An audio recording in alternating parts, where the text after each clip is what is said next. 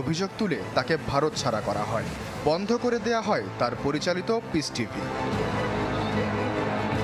বারাণসীর জ্ঞানবাপী, উত্তরপ্রদেশের জামে মসজিদ, বর্তমানে আজমির শরীফ সহ বিভিন্ন মসজিদ নিয়ে টানাহেঁচড়া করে বিতর্কের জন্ম দিয়েছে বিজেপি।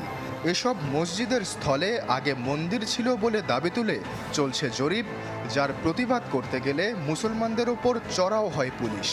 সম্প্রতি উত্তরপ্রদেশে 3 বিক্ষোভকারীকে গুলি করে হত্যাও করে তারা। মুঘল স্থাপত্য, তাজমহল ও লালকেল্লার বিরুদ্ধেও চলছে এমন ষড়যন্ত্র।